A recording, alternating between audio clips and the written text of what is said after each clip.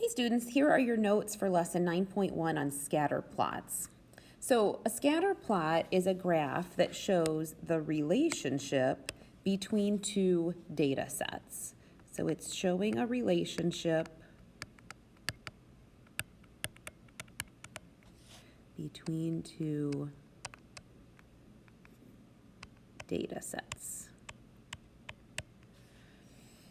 Okay, so for example, in this first graph that we're looking at, we're comparing fat in grams to calories in restaurant sandwiches and seeing what's the relationship between how much fat is in a sandwich and how many calories are in that same sandwich. So what we have here is a scatter plot that's showing a whole bunch of different sandwiches. Now we're looking at particular sandwiches. So for example, there was a sandwich that had 10 grams of fat in it, and I'm circling it here. I'm looking at this one about right here. It looks like about 420 calories in that particular sandwich. So this is some data that we've actually collected regarding some particular sandwiches and comparing how much fat they have to how many calories. So we're going to look for this relationship here. How many calories are in the sandwich that contains 17 grams of fat? So on the x-axis, we have grams of fat. 17 is about right here. Let me use a different color so it's not blending in.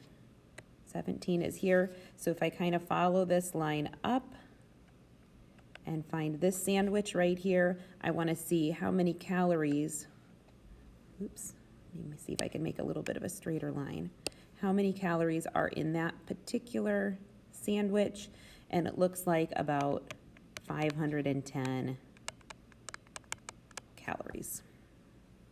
Okay, next, how many grams of fat are in the sandwich that contains 600 calories? So let me use a different color here. Now I'm looking on the y-axis at calories, and I'm finding 600. I'm going to follow that out to find the sandwich that had 600 calories. And then I'm going to follow that down to see how many grams of fat was in that, and that's about 30 grams.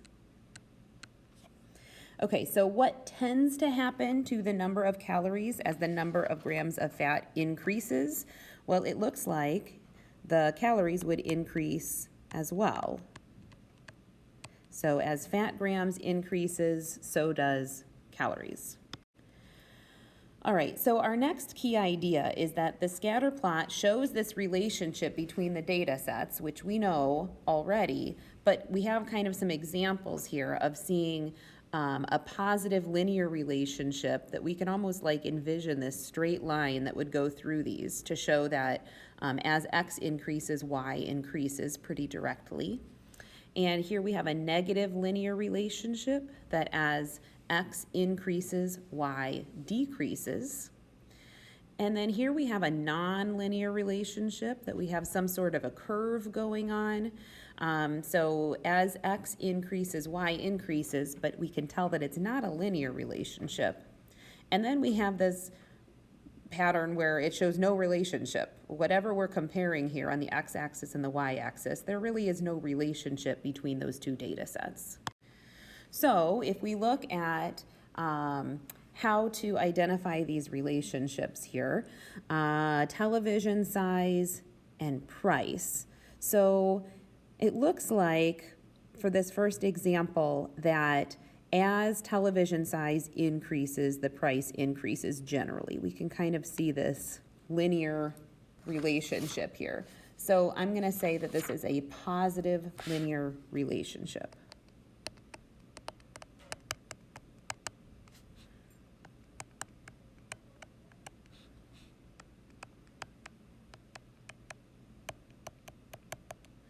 Okay, so we see this positive linear relationship. It also asks us to identify any outliers, gaps, or clusters. So here's an outlier right here.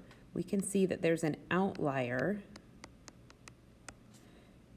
at, and I'm going to list where this point is. It's at about 70, and it's right between 2,000 and 2,500. So I'll say 2,250.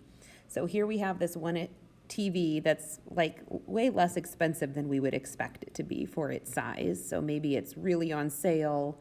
Maybe there's some other reason that this TV is so much cheaper than we would think that it would be. And then let me erase this line so we can kind of look for these clusters too. We can kind of see this cluster right here. There are a lot of different TVs around 30 inches. And they're all kind of clustered together. We can see all of those points.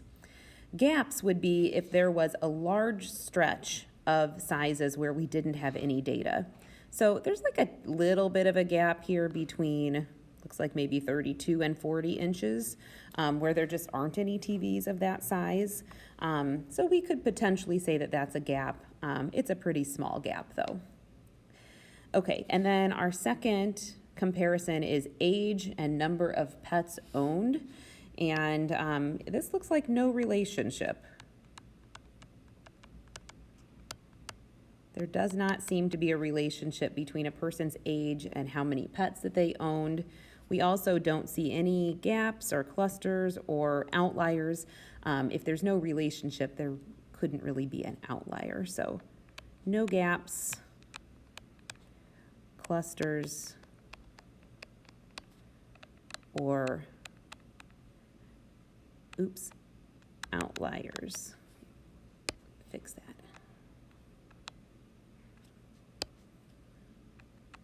Okay. So go ahead and try the on your own. You're going to make a scatter plot given the data that's on there and see what you can determine as far as the relationship and then any outliers, gaps, or clusters.